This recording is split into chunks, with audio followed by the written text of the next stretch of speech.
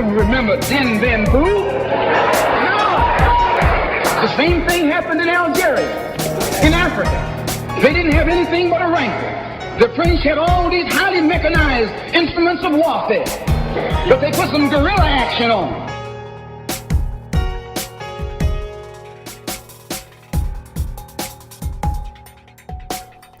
Hello and welcome to Guerrilla History, the podcast that acts as a reconnaissance report of global proletarian history and aims to use the lessons of history to analyze the present. I'm one of your co-hosts, Henry Huckamacky, joined as usual by my co-hosts, Professor Adnan Hussain, historian and director of the School of Religion at Queen's University in Ontario, Canada. How are you today, Adnan? I'm well, thanks, Henry. And Brett O'Shea, host of Revolutionary Left Radio and co-host of the Red Menace podcast. Hello, Brett. How are you doing? Hello, I'm doing good. Yeah, so we've got a pretty early recording time today because we have a guest from a little bit of a different time zone than we live in, a rather distinguished guest. So today our guest is going to be Hisila Yami, who is the former president of the All Nepal Women's Association Revolutionary Group, former Minister of Physical Planning and Works, former Minister for Tourism and Civil Aviation, former member of the Constituent Assembly, and former member of the Politburo of the Communist Party of Nepal Maoist, as well as a current member of the Janata Samajwadi Party, and the author of the book that we read in preparation for this interview, People's War and Women's Liberation in Nepal. So the conversation that we're going to have is going to be really interesting and a topic that I think that most of the listeners are not particularly aware of, which is the civil war in Nepal. So Nepal for a long time was a monarchy, and beginning in about the 1990s, so 1990 specifically, there was sort of an uprising against this monarchic regime led by it became the Communist Party of Nepal Maoist faction. And over the course of 1996 to 2006, so it was just over 10 years, there was a civil war between the Maoists in Nepal and the monarchy of Nepal, with the stated aim of overthrowing the monarchy. So before we get into kind of what we're hoping to get out of our conversation with Hisila, I figured I'd lay out kind of a timeline of what was happening for the listeners who perhaps are unaware of what was happening in Nepal at this time. So as I said, the monarchy had been long-standing in Nepal. In 1990, some left-wing groups began joining together with the aim of overthrowing the monarchy and instituting a democratic rule of the country. Once 1996 came around, there was a split in the party, between the leftist groups, rather. And the revolutionary wing of that group wanted an armed uprising against the government because they saw that they weren't getting the results that they wanted from non-armed uprising. Early on, the monarchic regime of Nepal began using the police to try to police the Maoist group into basically falling back in line. But after a little bit of time, they began using the Royal Nepal Army once it became clear that the police alone were not going to be sufficient for putting down dissent. After some more time, so I'm skipping through time a little bit, one of the more interesting events that happened during this timeline was in 2001, there was a massacre of the royal family in Nepal. So again, something that I think that most of our listeners are probably unfamiliar with, but basically the entire royal family was massacred by a member of the royal family. Something like 10 members of the royal family were killed by one of the princes, and the prince also killed himself, although he was in a coma for 3 days before dying and was the king for 3 days while in a coma, which is just kind of an interesting historical fact. He died, and one of the king's nephews then became the king. After some more time, so in late 2001, the United States started sending money and weaponry to the monarchy and the army, the Royal Army of Nepal. In 2002, the new king, so this is the nephew of the king who was murdered, dissolved the government, dissolved parliament, instated a new prime minister, and then later on he basically completely took power. So in 2005, instead of just dissolving parliament and putting another prime minister in power, the king decided to seize all of the power in the country to try to put down the insurgency, because he said that democracy and progress contradict each other. And by having the auspices of democracy, it was preventing them from being victorious against the Maoist insurgency. Around this time, the United Kingdom and India stopped sending support to Nepal, but interestingly, India and China basically were supporting the monarchy of Nepal, despite perhaps having more in common with the Maoist insurgency at that time. Then, over the course of the next year or so, after that consolidation of power by the king, there was negotiations that led to a peace accord that ended the monarchy and allowed the Maoists to enter parliamentary elections. And after that civil war was done, the Maoists eventually came up to power and became the dominant party within Nepal. So that's kind of our brief overview of the historical events that happened. But of course, we're going to get a lot more in depth with our guest Hisila. So, guys, what kind of thoughts did you have on this book? What kind of questions did the book raise, and what are we hoping to get from our conversation with Hisila today? Yeah, I'm particularly interested in, as many might know from Rev Left, I've worked a lot in the Maoist realm on ideology and the history of Maoist movements, and this is one that I haven't fully covered. This is one that I haven't explored yet. I have a very close friend who's actually an immigrant from Nepal and has talked to me a little bit about it, but I've always been curious to do a dive into this. And it's also worth pointing out the historical context. This is post-Soviet Union. This is in the years after the fall of the Soviets. Places like Cuba are going through a tough time, but we're also seeing the ongoing people's struggles in places like India and the Philippines. We have the Zapatista movement just a few years prior to the Civil War in Nepal popping off in the southern state of Chiapas in Mexico. So there is this global sort of context in which this particular fight manifests. But I'm specifically really interested in learning about the struggle, the emphasis put on women's role and what women had to gain through a revolution, and the sort of brutality and like the sexual violence they faced in the process of standing up for themselves, etc. And so I think this is a misunderstood, little known fact of proletarian history. It's messy, right? We're going to talk about ever since the end of the Civil War and what has happened, because splits and whatnot have occurred since then. So this is a snapshot in time, sort of, but I'm excited to explore this and get this piece of history out to people, precisely because I think it has relevance for us today. Yeah, and just one quick thing to add, just for the listeners to know, as you said, this is kind of an understood or under-talked about piece of proletarian history, but this was one of the more successful movements of proletarian history. We always talk about movements that, they had good intentions, but they failed, or they came into power, but only transiently before they were crushed by counter-revolutionaries. The thing that the listener should understand is that the Maoists are still in charge in Nepal. This is 14 years after the Civil War ended. Of course, they didn't come into power immediately after the Civil War, but for almost the entirety of the time post-Civil War, the Maoists have been the dominant party within Nepalese politics. And despite the fact that this is one of the more successful proletarian movements, it's just underreported. Adnan, what do you hope to get out of this conversation? Well, I think Brett raised a lot of the really key context and interesting issues that I hope we'll get into with our distinguished guest. I think this is a really exciting opportunity because most of the time we might be talking with people who are historians who write a history that they investigate and are themselves not involved or connected to in a very direct way. And what we're getting here is a different form of historical knowledge and experience, which is quite interesting, about somebody who was a participant in this struggle, has reflected on it, written about it, and continues to be engaged in the political transformation and contestation, in the politics of the country.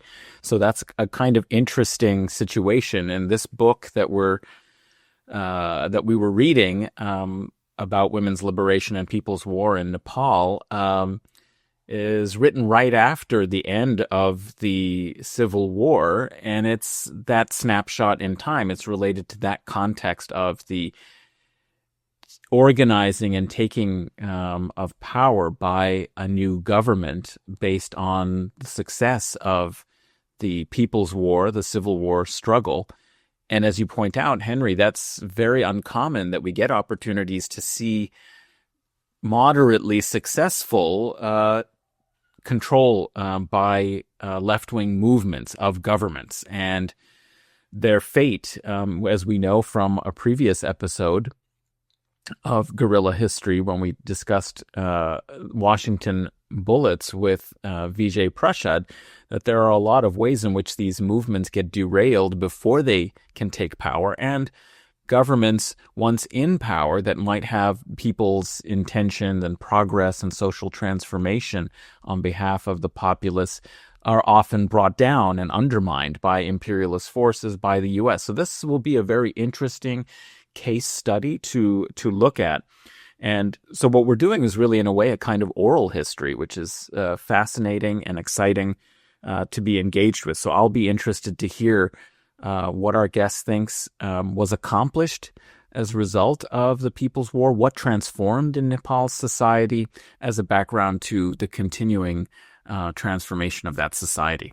And I want to then state that the focus of this conversation, of course, it's going to be a wide-ranging conversation, everything from what the conditions were like before the Civil War in Nepal to what's transpired since the Civil War and everything in between. But I think what the focus of this conversation is going to be is the role of women in the Civil War. So this is, again, something that isn't highly covered and a lot of people don't think about. But women had a massive role within the Nepalese Civil War, particularly within the Maoist side of the conflict. It's estimated that up to 40% of the individuals within the Maoist side of the Civil War were women, which is an incredibly high amount, given that this was an armed conflict that lasted for 10 years, and around 40% of the individuals within that movement were women. And this includes having leadership roles on the battlefield itself. Now, of course, they were underrepresented on the battlefield in leadership positions compared to men. And that's something that comes out in the book, is that despite their aims of having women's leadership, they weren't immediately successful. But that was one of their absolute goals within the armed struggle of the Civil War, was to push for not only women's liberation as a goal of the Civil War itself, but advance women's leadership in the context of the Civil War and use that as a springboard for women's leadership after the Civil War. So I think one of the big things that we're going to talk about during this interview, and of course this is particularly relevant with our guest, who was, as I said, the former president of the All Nepal Women's Association revolutionary group, we need to understand why it was that so many women were involved and what the effect of having so many women involved were. And this being a successful revolution in Nepal, if we can take some of these lessons that they had in analyzing other movements that perhaps weren't successful, or how to basically strategize future movements, and whether or not the focus on trying to get women in leadership roles and women's liberation as a goal, but also as a strategy to reaching that goal, if that's something that needs to be undertaken in the modern context of movements. Either of you guys have anything that you want to add? I just think that will be a very interesting question to pose ourselves, is how successful was the revolution? Obviously, on a military and a political level, they were able to take power, form a government. So I'll be interested to hear from a dissident against the monarchy who also participated in forming the new government and who has subsequently, had critiques and criticisms of the direction that Nepal has taken since forming a government in the mid-2000s. It'll be interesting to hear what was successful and what wasn't, and what we can learn from that experience. So when we say a successful revolution, I think what we mean is one that was able to take power, which is not often the case for leftist struggles. And then it had to face these new challenges. It'll be fascinating to hear about what those challenges were and how women's empowerment over the course of the struggle involved, even in military dimensions, whether that had a consequence or an effect on the shaping of political struggle and the political future of Nepal subsequently. Its social and its economic and political consequences. That would be very interesting to hear about. Yeah, and bouncing off of that, another thing that I'm particularly interested in, and hopefully this interview will shed some light on, is how does a revolutionary movement get transformed through the process of taking power, right? There's the revolutionary movement that's fighting the revolution, picking up guns and going to war. And then when that has some level of success and there's now a shift to taking over the responsibility of government or joining a government, how does that actually transform not only the behavior but the ideology of the movement that it is the vehicle for? And I'm just always interested in that. Even going back to the Bolshevik Revolution, there's the revolution and then that trying to wield power and how that transforms and morphs things, I think, is a fascinating element of this. And I think in the Nepalese case, it's particularly relevant because of the subsequent splits that occurred. Any other comments on things that we hope to get out of our conversation or things that we want to learn from Hisila? Well, I think it is very significant that the concept, might call it a civil war from outside the country, and I think that's how it's been characterized. It'll be interesting to understand what the concept of People's War was for those who are participants, that, we might highlight the insurgency, the military dimensions, but it clearly involved a lot more. And I would imagine that some of the success or not of subsequent developments hinged a little bit on how they developed a concept of the People's War beyond just the military dimensions of it, the ideological struggle, the social transformation, the incorporation of ideas at the community level, empowering people democratically in their villages to make decisions. That will be very interesting also to hear about how that's part of a full spectrum of resistance to an oppressive system for it to be successful. So I'm eager to hear about that as well. Yeah, and the last thing I'll say is interested in, of course, the urban-rural divide, especially in the history of Maoism. You think India, you think China, you think Peru, you think the Philippines. There's always this deep connection with in India, the Maoist movement, and the rural area versus the city centers and what that represents. Going back to Fanon's Wretched of the Earth, I think is relevant here as well. So I'm just interested in the intricacies of that particular dynamic as well. Yeah, excellent. I think that those are all things that I also want to learn about. And I think that the listeners can both learn a lot from as well as take a lot of lessons from when we're trying to utilize history when advancing the future. So I think that that'll help us wrap up this introduction. And now we'll just come back in 1 second with Hisila for our interview with Hisila Yami. So stay tuned. We'll be right back.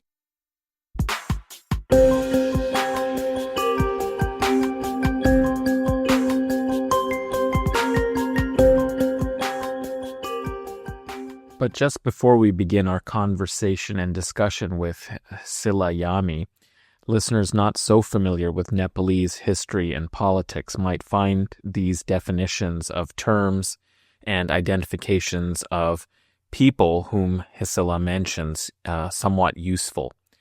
So one of the first terms she refers to is Rana, which was the name of a political dynasty that autocratically ruled Nepal from 1846 to 1951. It was both simultaneously isolationist and pro-British. The Treaty of Sugauli, it was a treaty signed after the Anglo-Nepalese War of 1814 to 1816, and it established the present borders of Nepal and prevented Nepal being colonized by Britain, as a result of which, however, it had to cede large portions of their former territory to the British East India Company. Communist Party of Nepal, Masal. That's the branch of the Communist Party of Nepal, CPN, led by Mohan Bikram Singh, founded in 1983. several splits from Masal occurred, such as the Mashal branch splitting in 1984 and another group splitting in 1991 to join CPN, Communist Party Nepal of Nepal Unity Center, before eventually entirely merging with Unity Center in 2002. Communist Party of Nepal, Mashal, which we just mentioned, is an offshoot of Masal, led by Kiran, whom we'll mention a little bit later, that had a more nationalistic line. After splitting from Masal in 1984, Mashal merged with another communist group to form Unity Center in 1991, as I just mentioned.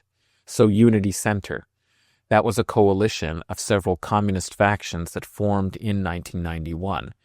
The CPN Maoists, led by Baburam Bhattarai and Prachanda, were an offshoot of this group that formed in 1994.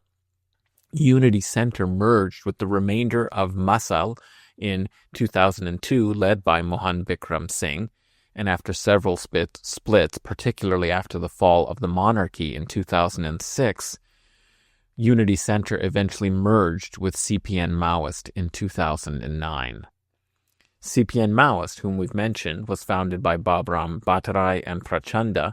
They were a coalition member of government led by Prachanda twice as the largest party during the period 2008 to 2013, and as third largest from 2017 to 2018, at which time they merged with the CPN, United Marxist-Leninist, to form the Nepal Communist Party. The Nepal Communist Party has been in control of the government since then. People's War is a term that she uses, and this was the revolutionary movement initiated by the Maoists in 1996 with the goal of toppling the monarchy and allowing for parliamentary rule and to upend the caste and class system within Nepal. Rayamaji.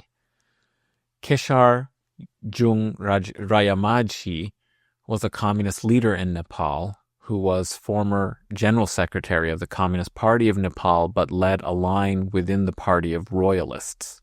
He eventually was kicked out of the Communist Party for his ties to the royalists in 1962 before becoming head of the party in 1967, then being kicked out yet again in 1983 and from another Communist Party in 1986. She also mentions Pushpa Lal. Pushpa Lal Shrestha was founding secretary of the Communist Party of Nepal in 1949. He had friendly ties with the Nepal Congress, a social democratic party, and continued to lead the communists until his death in 1978. Kiran, a name I've already mentioned, also was the name or title of Mohan Baidia, former leader of Mashal branch of communists. Kiran was a product of the Rayamaji line of royalists and led the nationalist branch of the communists in Nepal. Prachanda, also known as Pushpa Kamal Dahal, chairman of the Nepal Communist Party and prime minister from 2008 to 9 and 2016 to 2017. Prachanda was also leader of the Maoists during the Civil War period as well. Oli. This is K.P. Sharma Oli, current Prime Minister of Nepal since 2018 and former Prime Minister from 2015 to 2016. He was said to have agreed to a power-sharing agreement with Prachanda during the current governmental term, but has not ceded any power to Prachanda since the arrangement was made. Bidya Bandari, current president of Nepal. She's been in the position since 2015. Prior to that, she was a member of the CPN, Unified Marxist-Leninist Party. RNA is just an abbreviation that stands for the Royal Nepalese Army, the military forces aligned with the monarchy. PLA, abbreviation for the People's Liberation Army, the armed forces aligned with the Maoists. And Sita, who is the legendary wife of Rama, the central figure of the Sanskrit Hindu epic, the Ramayana, and she is a paragon of purity and traditional feminine virtues in the story. Now look forward to our conversation.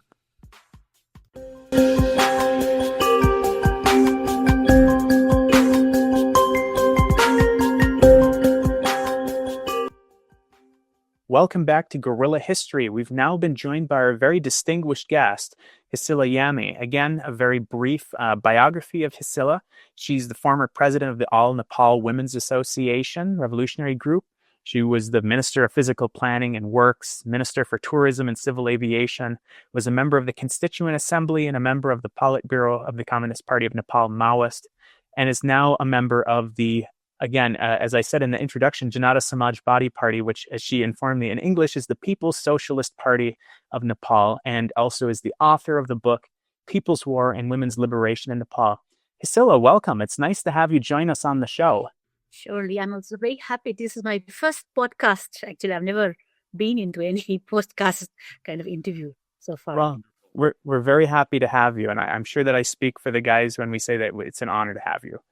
Let's get right into this interview then. I think that a good way of starting the interview would be asking you how you're feeling. You and your husband, former Prime Minister Baburam Bhattarai, both recently contracted COVID as of the time of recording, and I believe you said that this is your last day in relative isolation. How are you and your husband feeling? Yeah. So today is actually the third weekday. 21st day that before that we contracted. So today only we went to get ourselves checked, and both of us have come more than 30, which is supposed to be a stage where actually even if any remnant of the viruses remain, it cannot affect me as well as others. So I've been told by a doctor you can go out, because now you're in a safer position. So we are still very kind of confused, because we would expect ourselves to be negative before we go.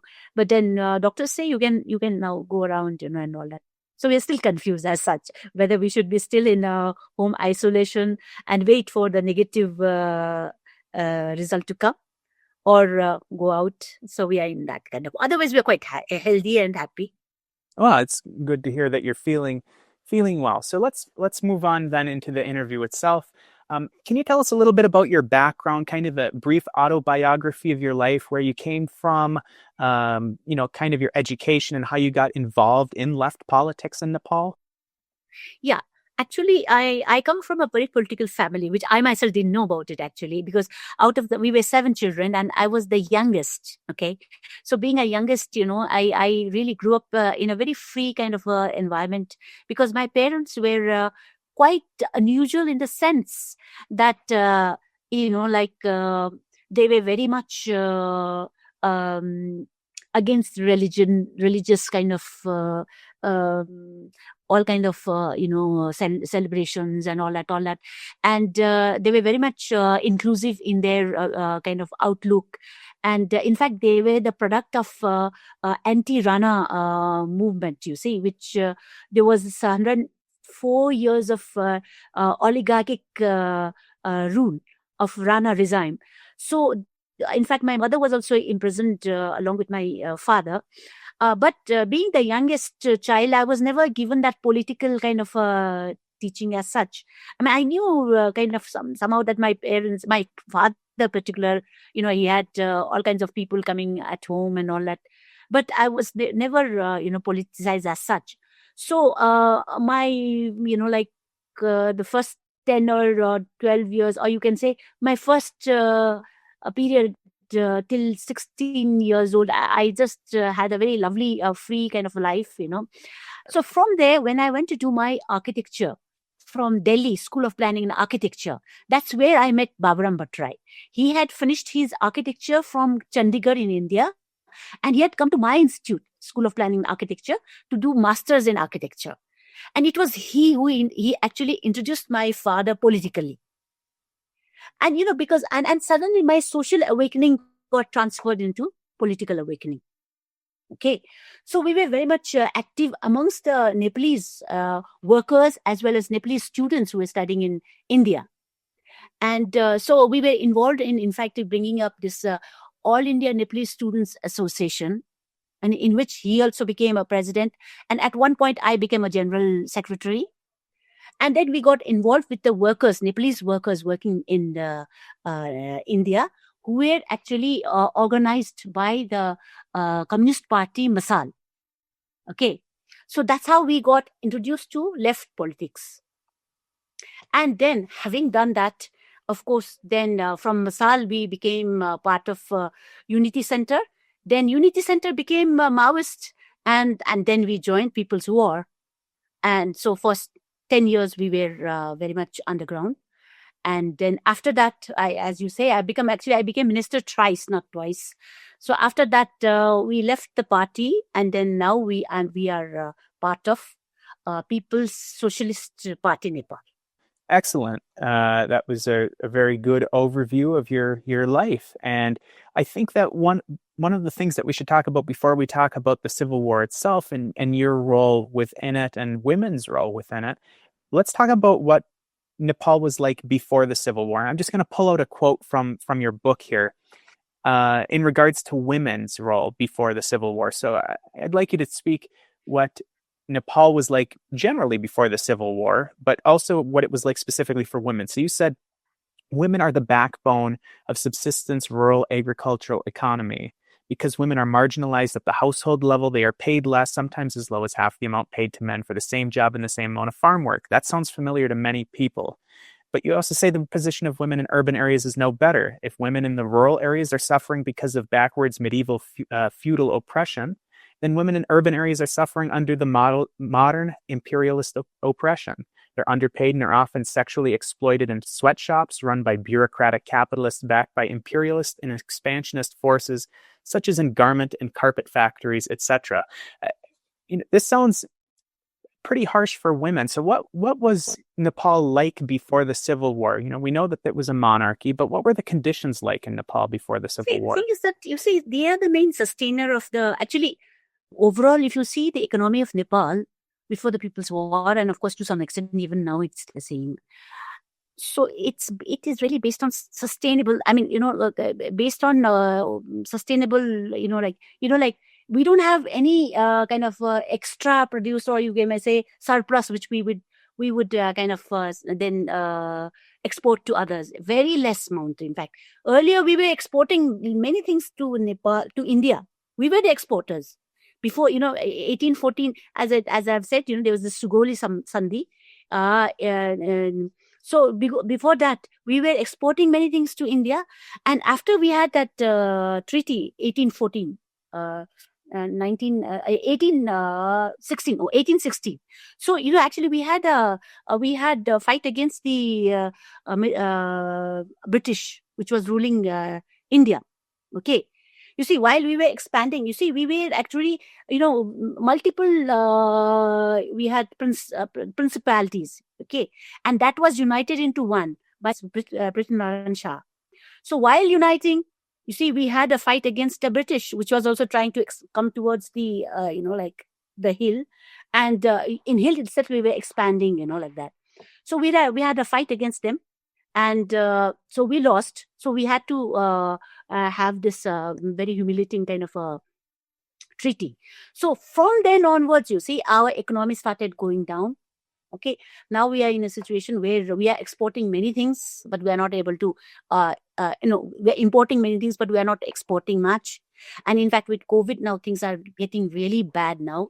So what I'm trying to say is that sustainable, what do you call that economy? I forgot the word actually. Subsistence. Whereby subsistence. Oh, I'm sorry. Subsistence agriculture. Yeah. Yes. Thank you so much, Hussein. So subsistence economy, I'm talking about it. So it's the women were the mainstay of subsistence kind of economy here. But if you see legally, even if she's co-wived, with very little punishment on the husband, the second wife or the third wife, in fact, becomes legal. After he goes through, he has to pay some 2,000 rupees. Or maybe even in addition to that, he might have to stay in the locket he may be jailed for 1 year or so like that. So eventually what happens that the co-wife, it becomes legalized. So that's one point. Second is that they had no kind of parental property. They had no say in it. Second is that.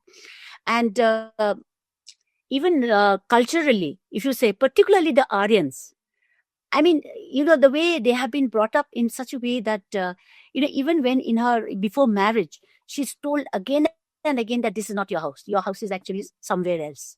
And once you get married, you're not supposed to come back. So that kind of a preparation, mental preparation for a woman, whereby she's not the part where she's born, and by virtue of being a wife, and she's also, it's very unstable there, because in absence of any property kind of thing to kind of even owe, or once you owe, then the defense of it comes into picture.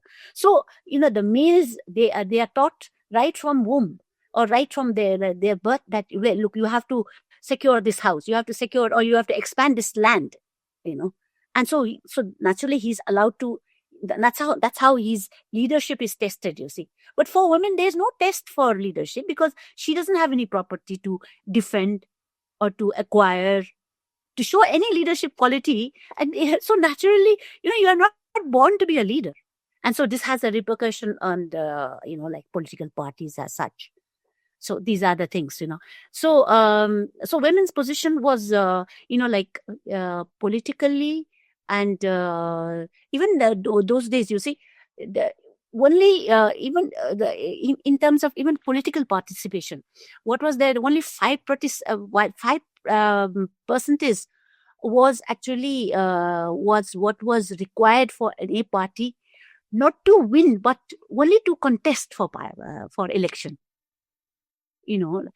So the political party can be legalized if they are able to show 5% of women contesting the election. It's not necessary that they will win or something, but so that kind of thing is there at one end. At economic level, as I said, she had no right over the parental property. Yeah. And culturally, she's, in fact, there's a saying that before her marriage, she's under her father, and after marriage, she's under her husband, and after she becomes widowed, she's under her son, that kind of. So she's never allowed to be autonomous on her own as such. So that was the position. And on top of that, many women were actually being kind of sold, particularly, as I think I mentioned in the book also, that, particularly women who come from Tamang, people, and there's also one section which actually historically they were working as an entertainer for the kings and all that, and now they have kind of transformed themselves into a kind of trafficking, or a kind of a prostitution, which is actually safeguarded and guided by the parents themselves. So they are called badis, you see. So this is the situation before the People's War started. Was that a situation that you've just described of the courtesans? Is that how we would describe it? You mean these entertainers for the kings, this sort of feudal situation where there were women who were entertainers, courtesans, kept in the... Yes. So those actually, the men used to make instrument of, dancing and all that. Yes. And females used to dance and all that. So that was how. Right. You mentioned in describing this pre-People's War period a few different ethnic or national communities. For our listeners who may know very little about Nepal, you've described women's oppression, but I wonder if you could tell us a little bit just what the country was like from a demographic and social perspective. What different ethnicities and national communities or linguistic groups were there, and what is the religious character? And you've alluded a little bit to the social structure, that women were under a very difficult patriarchal system and didn't inherit property from their families and so on. But anything else you can tell us about the social structure would be very helpful. Yeah, that's a lovely thing. Actually, our country is multilingual, multinational, multi-religious country.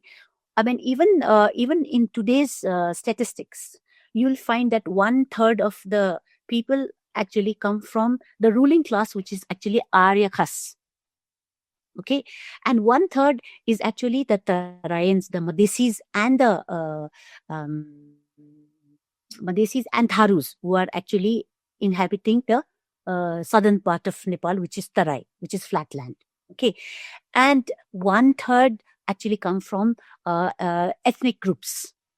Okay, who are predominantly on the eastern and the central part of Nepal. You see, if you go to the western part of Nepal, far western part, it is inhabited by particularly the Khas Arya, and at the point there is also a kind of majority of Dalits. Particularly, they live in Karnali area. Okay, so we have Dalits. Okay, then we've got ethnic groups, and then we've got Tarai-based or Madhes-based Aryans who are actually oppressed in terms of their culture, their religion, their kind of language is not recognized. You see, so ours, before the People's War started, our country was actually Hindu country, and it's centrally ruled, and it believed in one kind of dress up, one religion, one language. So it was a monolithic kind of a state as such, which encouraged one language, one dress up, and one religion. You see, and also one ruling class. Like Aryakas. Okay, they would say, who are Nepalese? Aryakas, they would say. That kind of projection was there. So you're saying that there was a very diverse country, of course, in many ways, but the predominating and ruling class made kind of a national culture and a religious culture under Hinduism and the caste system that it tried to use as the predominant identity of the nation, which suppressed a very diverse population that had very different ethnic and linguistic. We had a parliamentary system, but it was a monarchical parliamentary system. So there was still the king, which had the executive power, you see, because he was above the law, okay? And he was also the head of the army, Royal Nepal Army. So, like in form, you have a parliament to kind of hoodwink the people that there is a democracy.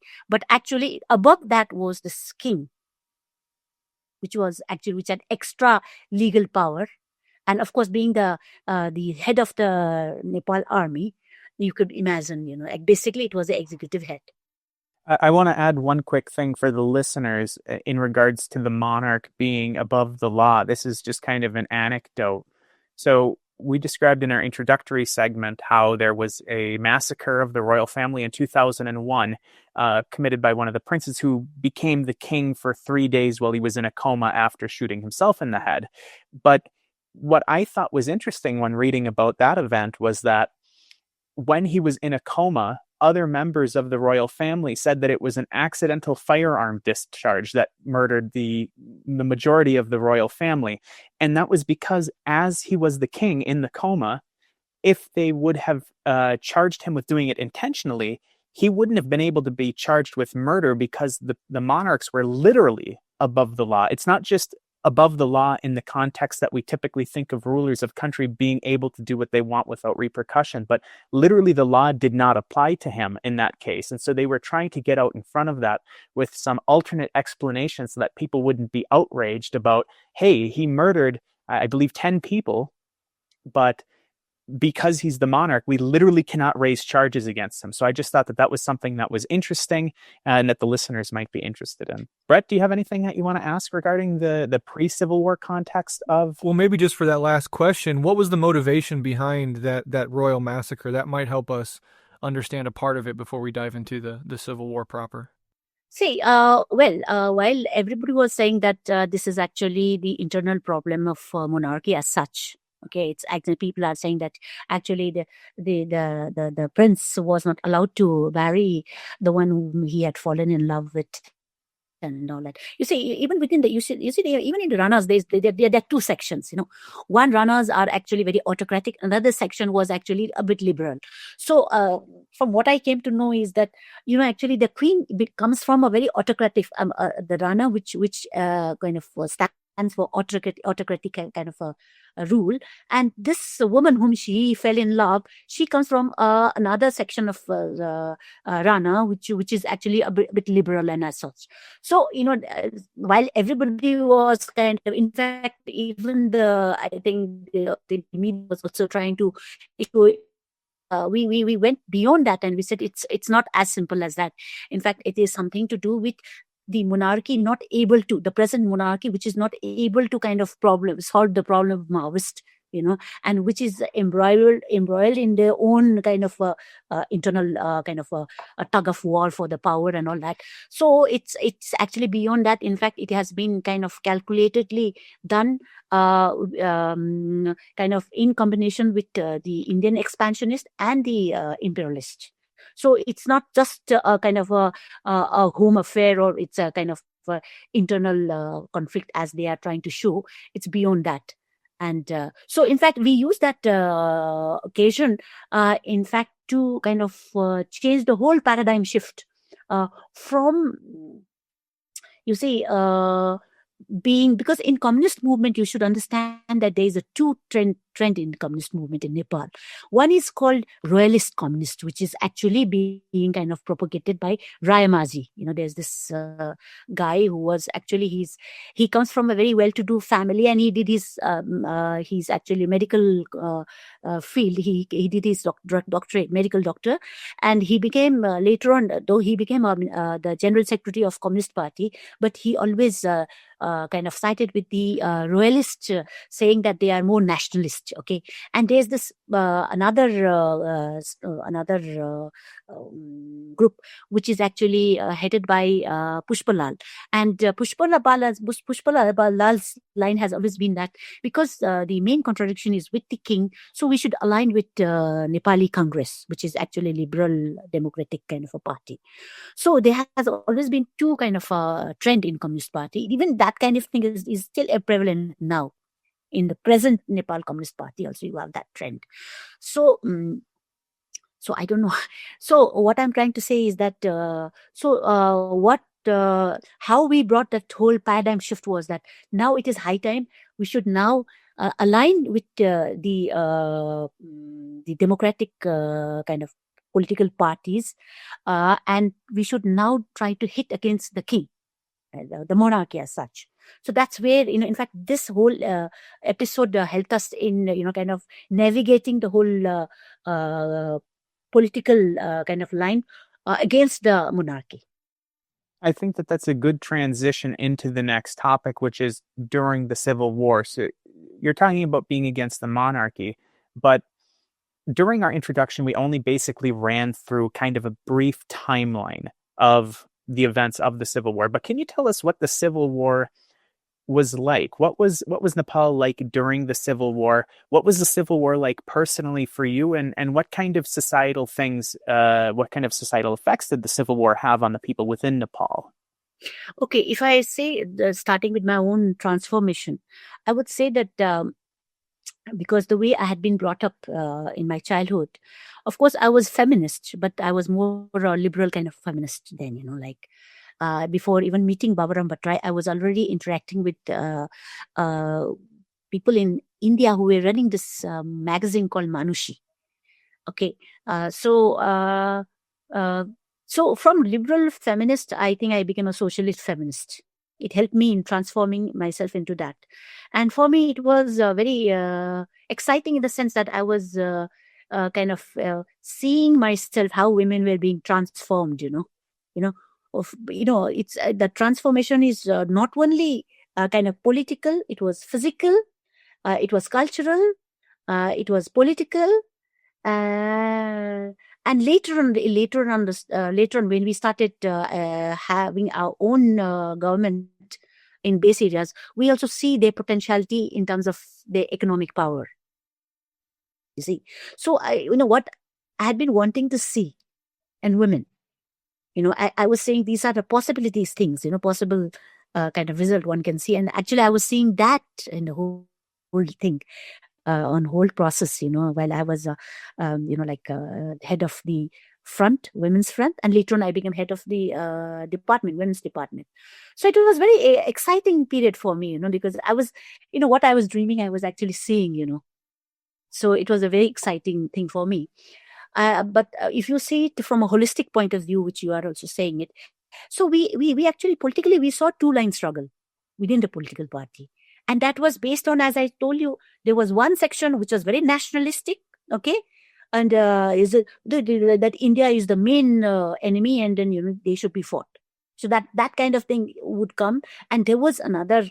I mean, in one way you can say, I mean, roughly, Baburam was in more of a Pushpalal kind of line, okay, and Kiran was more Rayamaji line, and Prachanda would always side here or there to make sure he gets the majority and that he becomes the main kind of leader, because to become a main leader you have to have numbers, okay. So he would always switch from here to there.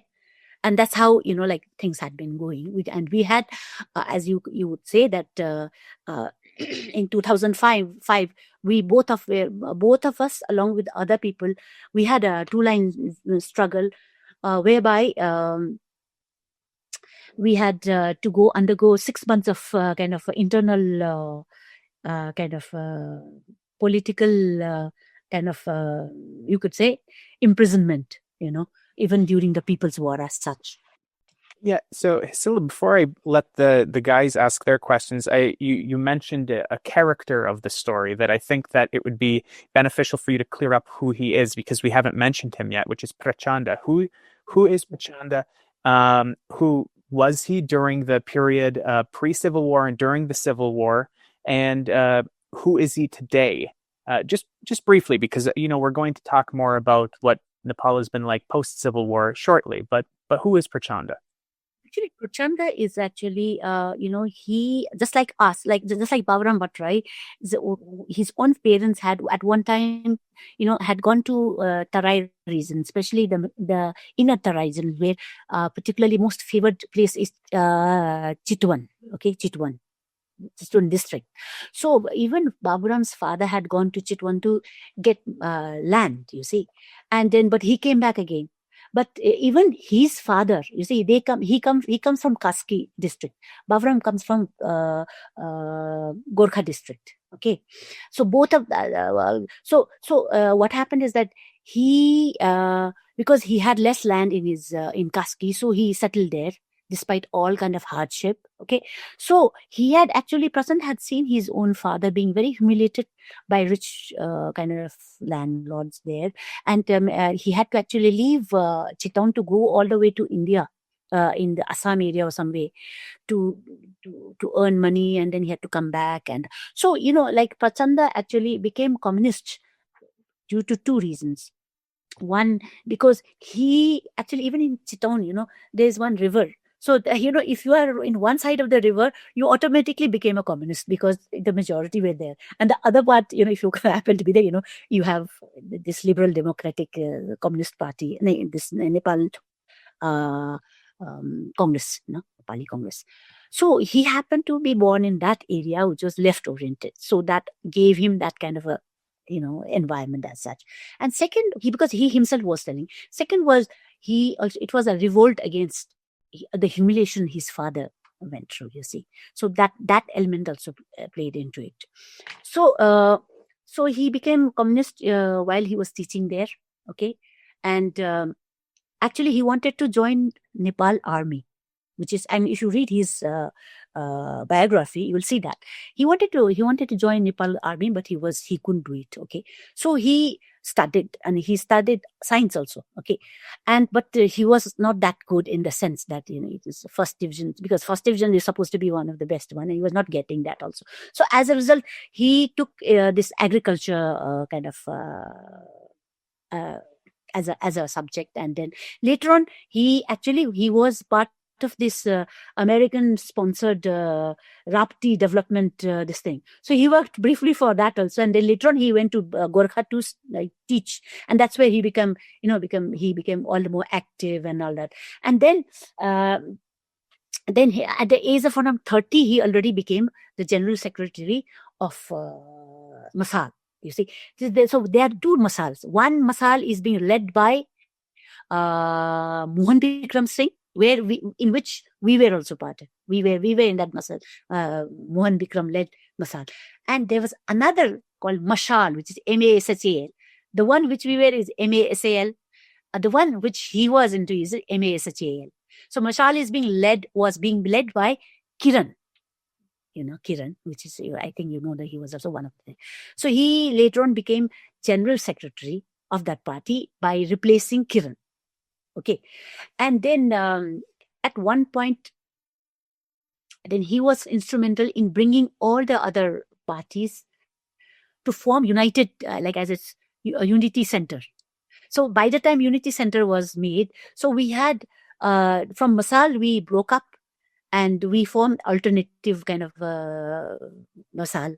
And so we became part of, in which he was also there. So he and we, and then we had another section of Communist Party, which is Unity, it's called Fourth Congress, okay? And there was another which is called Proletariat Party. So there were 5 parties came together to become Unity Center, okay? Now, when Unity Center was made, there was a 2-line struggle. So one line was saying that we must go into People's War. And there was, of course, gradualists who said, no, you shouldn't die. It's not, time is not ripe and all that. So, the real who wanted People's War to take place was actually him, his party and our party. Okay. And of course, Kiran was one of them. So that's how the People's War started. Okay. Now, so when the People's War started, Prachanda, because he studied a lot about military, because he wanted to be he wanted to study, he wanted to become RNA. So in that process, he had learned a lot about the military strategy and all that. So he had a good knowledge about that. That knowledge was kind of augmented with looking at the history of Nepal in a Marxist way. So at one end, he had that technical knowledge. At another end, Bavram Bhattarai had done his PhD on the regional aspect of Nepal, why it became poor, internally as well as externally. So he knew the topography of Nepal very well. He knew the economic situation. So, because his PhD was on that. So he had, and being student in JNU, he had a good Marxist kind of a background also. So these two became such a good kind of alliance. You had a technical knowledge from him, and he was a very pragmatist also in many ways. And that pragmatism was also required in the kind of People's War, in terms of trying to play with the parliamentary parties versus the king. You see, many times in the beginning, before the 5 years, the first 5 years, we did not touch monarchy. We were against the political parties who were coming directly against us. And it was after the massacre that then we shifted, then our whole line shifted to aligning with the political parties to weaken the monarchy as such. So what I'm trying to say is that, so that that unity. So what we would see in People's War as such, that whenever there was a political alliance, where when Prachanda took Baburam's line, there was kind of acceleration in the offensive, both political and economic. And when he sided with this nationalist, which is kind of represented by Kiran, and so that kind of dialect was there between the 3 leaders. You see,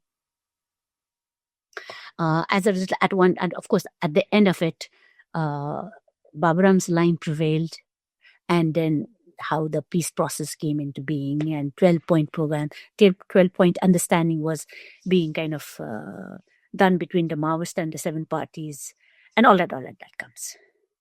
Prachanda, right now, where he is that, as I told you, that his line always had been the line, more than the issue, more than the kind of political ideology, he would always look at the number game. So he was power-centric. And as a result, now what happened? He aligned with the AML, the UML were the first, where they in the garb of left, they were actually very much against Maoist. And now today he's aligning with them, and today he's nowhere because the prime minister and he's also the head of that party. He is giving him. I mean, he's in such a humiliating situation right now. In the sense that he's not even allowed to play as the president of the party, and of course because he's not now nowhere. I mean, of course he won the election, but then he's neither. He wanted to. Of course, there was this understanding when they were united, that they would share the both in party as well as in the governance. They'll share it by half and half, and now it is in the third year. 5 years, whether it's on. Otherwise, after 2.5 years, he should have given prime ministership to Prasanda, and now Prasanda is nowhere because in political party also he is not able to exercise his power as a president of that party, and of course he's nowhere in the government, except that he's a parliamentarian as such. So his position is really shaky now. So I know we want to move on to the discussion of women's role in the Civil War, but Brett, you have one quick question to add into this section before we talk about women specifically? Yeah, just really quickly, zooming out a little bit to examine the regional and the international dimensions of this conflict, I was hoping that you could talk a little bit about the relevance of India and China in the Civil War, what their interests were in the conflict, and sort of which side that those two large regional powers assisted in the Civil War. Okay. Because as I told you that our actually when we started our People's War, we had very categorically said that our internal enemy is the main enemy, especially when you see the Baburam's line, is that there's a confusion on the main contradiction, who's the main person, who's the main enemy.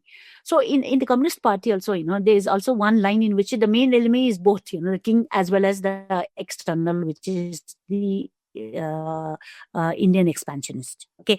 Now, we didn't buy that, to some extent we also sided, and when we were with this Masal headed by Mohan Bikram, whose line is actually this, like he never demarcated which is the main contradiction, So we moved away from him precisely on this point, that you have to point out which is the main opposition, main contradiction that we have to fight against. So we've always said that it is the internal first. So as I told you that even within our party, at one point, of course, in People's War, we had even, tunnel war, as it, there was this digging of tunnels in many parts of our base area to prepare war against India as such. Now, that was not our actually line as such. That was the time when Kiran's line was prevailing, and that's what happened. So with India as such, as I told you that with the people, we had a good relation. Okay. And particularly with the Maoists there in India. We had kind of a political relation with them. In fact, to many extent, you would know that it was we who helped in bringing MCC and People's War group together to form the Maoist group that now is existing here right now. Okay. And so we also had this Kamposa, whereby we had all the Maoists from the regions to come together. And so we were able to use India's kind of cultural and also the open border and all that. So Indian government as such was watching us wait and see to a certain extent. But later on, when they found that in fact it was affecting them, that's when they started arresting us and they started taking us in a more serious way. So before that, we took all advantage of because for us it was a rare area. Okay, which was very important to sustain our base area, and it was expanding, as you know, that out of 75 districts, except 2 districts which fell beyond the Trans-Himalayan region, except those 2 regions, which is two districts, which is actually Mustang and what I forgot that. So these 2. Except otherwise, People's War was spread on all the rest 73 districts. Okay. So now when you say about China, we had no relation with China, frankly. In fact, many times when we tried to buy some of the kind of weapons from China, in fact, those who were caught there were actually, along with the, I'm told later on that those who assisted, the Chinese who assisted in selling some of those weapons, when they were caught, they were given death sentence. Okay, and when our people were caught, of course, they were kept in the prison for quite long time. Even after we came into power, after many years, they left. I mean, they released them. So with you see, because the Nepal is basically India locked country. Okay, on the Chinese side, the whole thing is sealed. Okay, so the open border in the three sides helped us, spreading our political line and even our defensive line that way. Yeah, and I just want to also raise one other point before we move on to women. This is just as an aside for the listeners, but as early as 2001, the United States was providing money and weaponry to the monarchy, the Royal Nepal Army, in order for combating the Maoists in the conflict. And I think it's important for the listeners to understand that even in this conflict, a world away from the United States, with very little bearing on U.S. affairs, the United States was providing millions and millions of dollars and thousands of weapons to the forces of the monarchy. But let's move on to women within the Civil War. So, as we mentioned within the introduction, women were a huge force during the Civil War in Nepal, particularly on the side of the Maoists. They constituted roughly 40% of the force, and they had a lot of leadership positions, though they were underrepresented, as you stated in your book. They were underrepresented in leadership positions and all of the different components of the Maoist movement within the People's Liberation Army, the Mass Front, etc. But why were there so many women in the Civil War, and what effect did having so many women play on the Civil War? First of all, what you should understand is that, before the monarchy got kind of out of the power, so, when particularly it was only in 1990 that, the monarchical parliamentary system came. Before that, you see, all the political parties were banned. So actually, when political parties were banned, so their work was being kind of done through the mass movements, mass organizations like women's organizations, students' organizations, youth organizations, So these were very active. They were, in fact, being active on behalf of the parties. So from that point of view, I would say that when we were students in India, and when we made this All India Nepalese Students Association, we created a lovely platform for the political parties to come and participate in our debate, you see. So we used to have political debate, Every year we used to have conference. So in that conference, so the political parties would come and voice their their whatever say, okay, and so from that point of view, so the and then the left. You must know that in Nepal there is still a lot of ground for left kind of ideology. There's attraction for left ideology, and as a result, you have right now the Communist Party of Nepal is leading. The government is, it's more than nearly 2/3 and all that. So it's a very strong and stable party right now, which is being headed by Communist Party of Nepal, CP. And so, what they were able to do was to kind of attract women, to kind of mobilize them, to in the process, and then politicize them using some of the very cultural fields like these, as I said. I think it's mentioned in the book also, and 8th March was always very, very, very, very vigorously kind of because that was allowed to, that kind of program was allowed to be made, So we always use that platform to, go against the monarchy as such, and we used a platform of these to kind of expose the feudal culture as such. So that way we were already making a kind of environment for them to come. But once we made it a mandatory, because we looked at the women's question as a very strategic question, you see, right from the beginning. So now when I look back at people's war, where I think we still lagged was that, whereas in PLA we made it mandatory for women to be there, at least 2 women mandatory at a base level. Similarly, in URCP, which is the government actually in the base area, 40% women's presence was made mandatory. But we never made it a mandatory in the Communist Party. Okay. So now when I look back, that was a big mistake, you see, because when we are saying that women are strategic partner at one end, we are saying that, and we are saying that women are actually counter-revolutionary. They are very good at kind of fighting against a counter-revolution. And not only that, we are saying they are a stable force for continuous revolution. Okay, we are making 3 statements. One is that we are saying that they are a strategic partner. Second, we are saying that they will fight against the counter-revolution because it goes against them. And third, we are saying continuous revolution, because it is only after the abolition of private property that women's actual kind of liberation will play into a situation where the difference between male and female in terms of exploitation will be kind of removed and all that. So having said that, the main vehicle is the political party, the main vehicle is the Communist Party. So there should have also been kind of compulsory, mandatory, this much percentage that should be there in the Communist Party, which was never kind of, in fact, even I didn't realize them, like I should have fought for that. But it never, kind of came into my mind.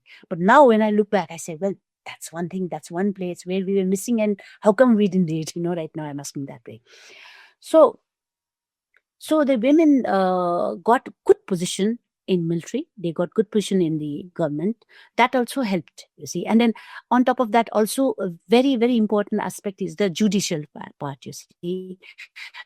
So there was, we recruited women at district level, at local level, to be part of the People's Court.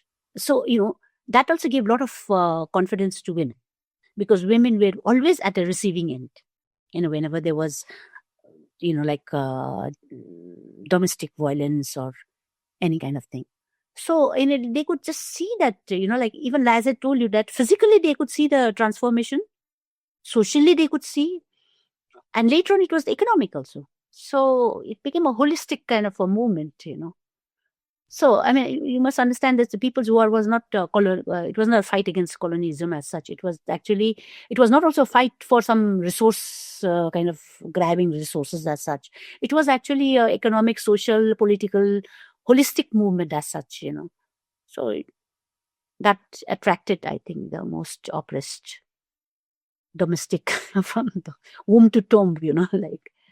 Yeah, that's really interesting reflections that you have looking back on it. In reading your book, you also had some very interesting things to remark about how class conflict and the struggle for women's liberation overlap, and what some of the kind of contradictions are. And I know, or issues and complexities related to that. And I know that this is something that has happened in left movements around the world, is how do you deal with the cultured, historical division of labor under patriarchy. This is something that we've inherited, these ideas, and it's difficult to overcome them.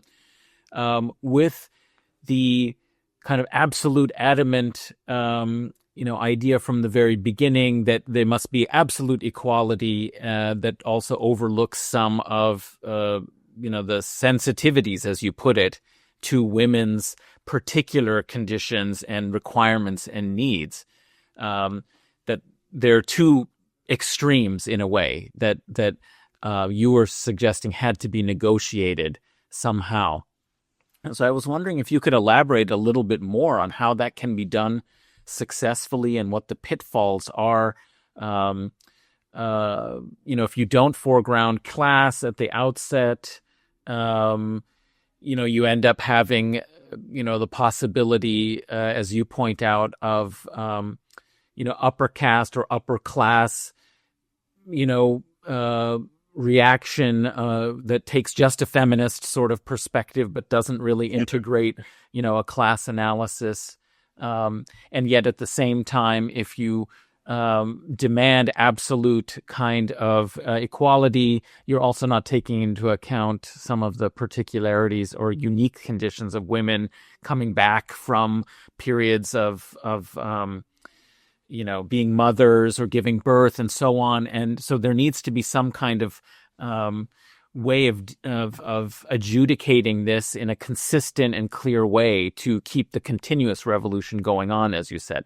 So I'm wondering, what do you think about that? What was the successful measures? You mentioned something that you wish you had put in place, which was Communist Party membership being, established at a minimum of 40% for women. But what are some of the things that you think helped transform the position of women as a result of the People's War? See, one thing is we had two, as I said, that, at the policy level, we had this women's department. And at the ground level, you had this revolutionary, this women's front. Okay. So at the departmental level, we had this advantage of having kind of exchange of ideas through RIM. So we had women. I particularly remember there was this, I forgot her name, but she was actually Iranian woman who was actually based in America. Okay. And she was very much in touch with the Turkish movement there. PTR, and then it's just actually P. I forgot, the Maoist part of the left movement in Turkey. The PPK. One is PPK, which is actually not what it's TPK or something. I forgot. Okay, yeah. Yes. So she would. I would ask because I was also in the international department. So whenever I had a domestic problem, it is a problem we are facing, and so we could always I could talk with her, and then she would kind of suggest me and all that. So we had this, and then also we had this the Communist Party of Maoist there in India. So we would exchange our kind of experiences and all that. So at one end we had this international REMAN, which was also giving us good feedback, about international movements and how they are dealing with the women's question. And at the ground level, we had, of course, the revolutionary, the front. So we were able to kind of amalgate the two, and then go ahead with most progressive kind of move. Like I told you, we had at the beginning of the war itself, we had one after another. There was this problem of our male leaders getting involved with other women, you see, and then so that was affecting our movement. So we didn't know how to kind of deal with that, and then so in that also we had asked them, and also we had also another at one point. You see, we had also as I think I mentioned in the book also, about how to deal with martyred families. Whether they should be allowed to remarry or not, and if they are remarried, whether they should still, kind of be proud of the fact that they are a martyred family, and then all that. So, these kind of things, So there was an international kind of interaction as well as, and whatever contradiction that was coming from the ground level, we were able to kind of synthesize. Brett, do you have anything that you want to ask in regards to the question of women regarding the Civil War?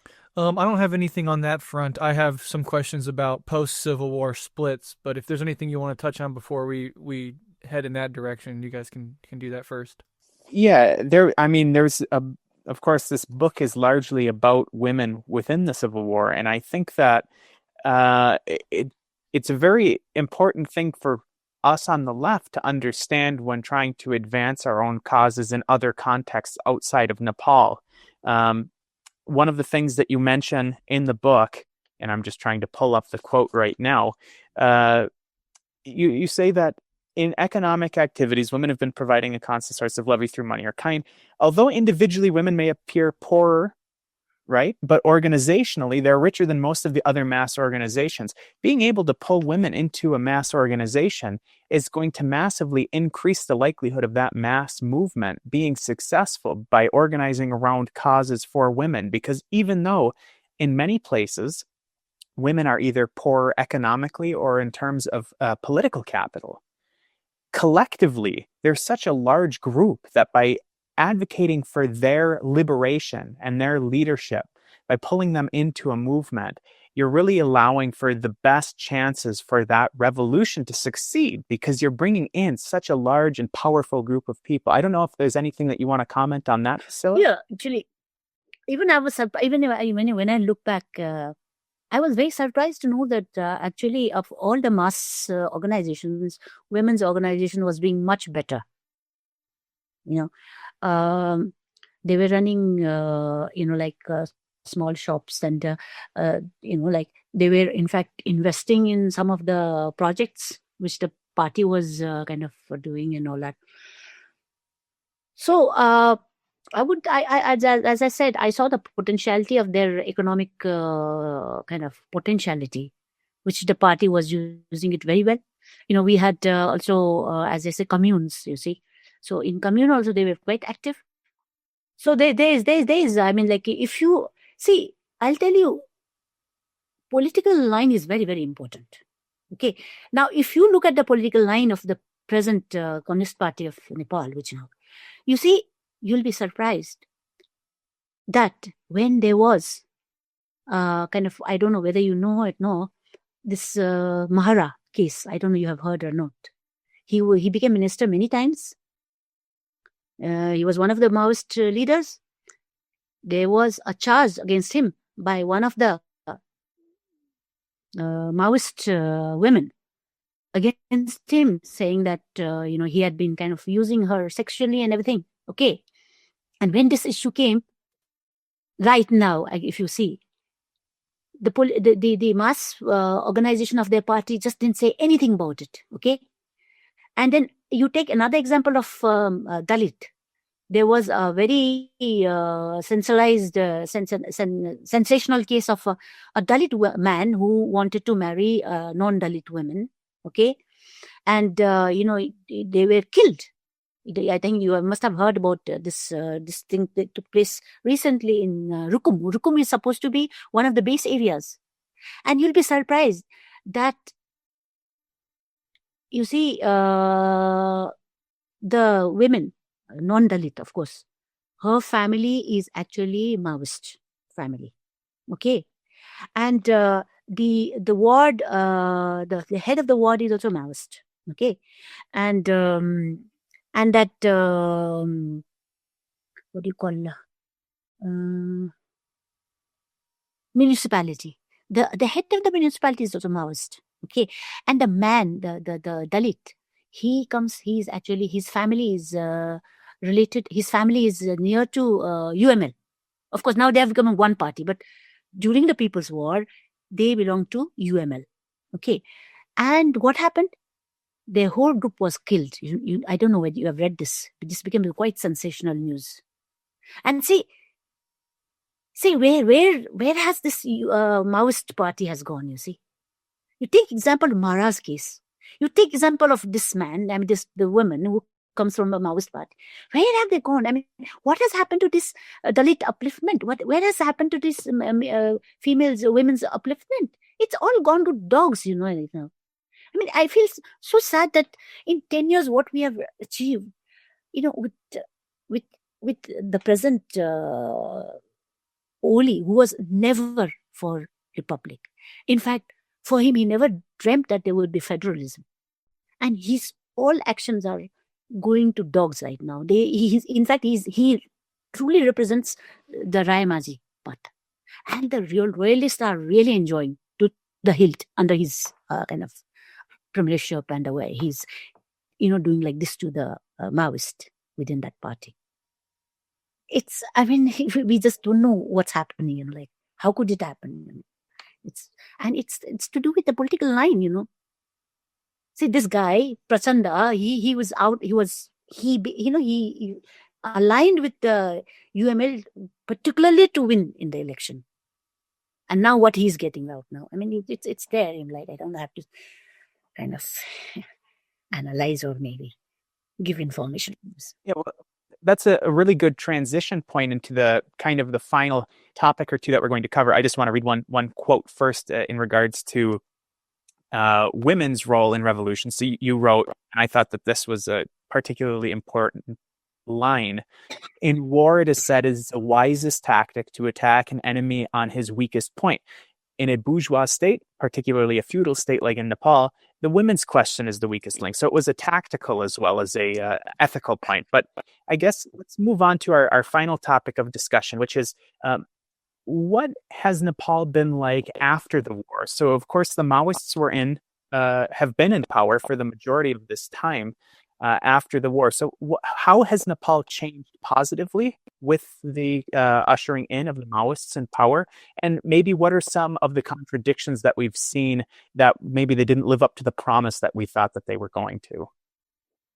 Okay, that's a good question. Positively, if you see,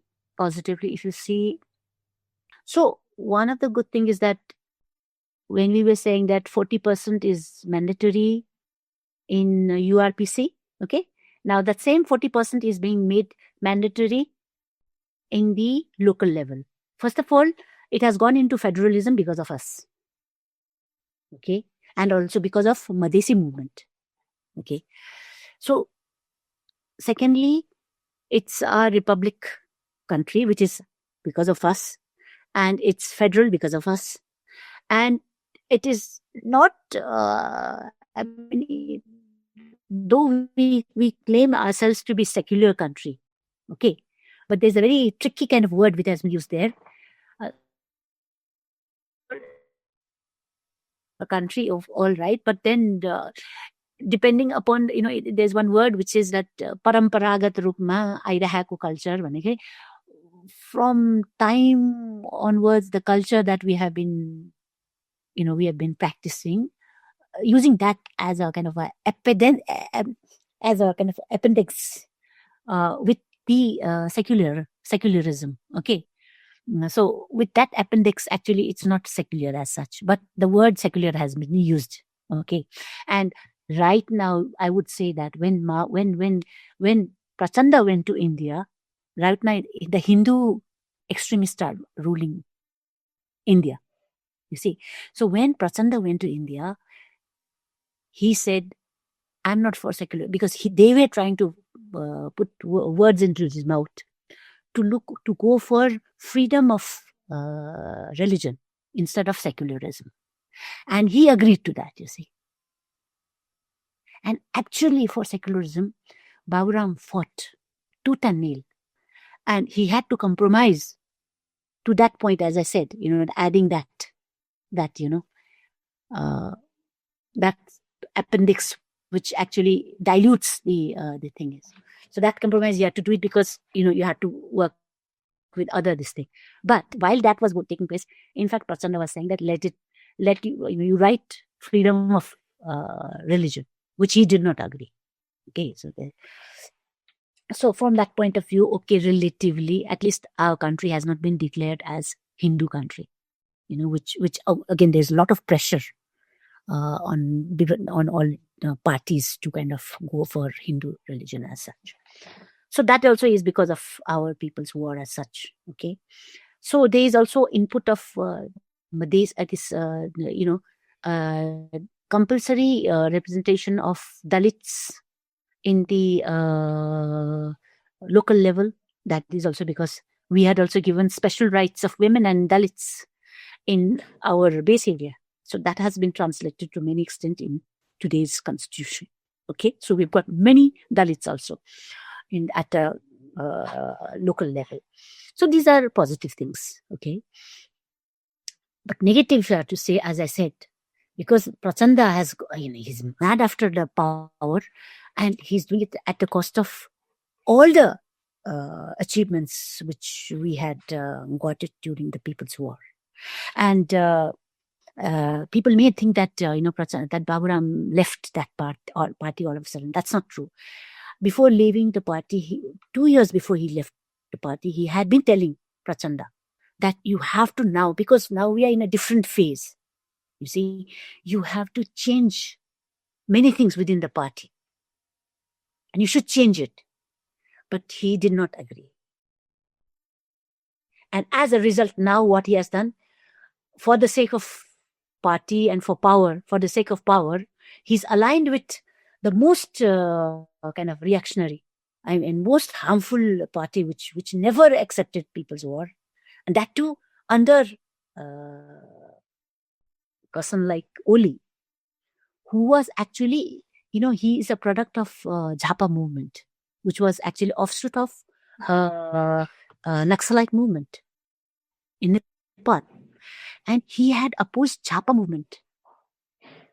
Although he was incarcerated there for 14 years, but he went against this movement. And if he went against that movement, how could he be for People's War?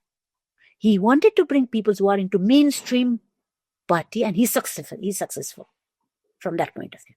Brett, you have a question? We have just a little bit of time left in the interview, so I think we have enough time for each of you to ask one more question. But Brett, what do you have for Hisila? Sure. Yeah. In the light of all your critiques of where the Maoist party has gone since the ending of the Civil War, you created, as we mentioned earlier, the People's Socialist Party of Nepal. Can you talk a little bit about why you created that party and what its political line is, given the importance of a solid political line that you've mentioned throughout this interview so far?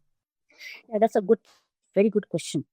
See, what we said is that, okay, Maoist movement was good in the sense that in finishing the old regime, it was successful. But now we are in a stage whereby we have to now create a new society, a new Nepal, okay? And it's like, it's like building a new house. When you build a house, your whole mentality, your outlook changes, you see.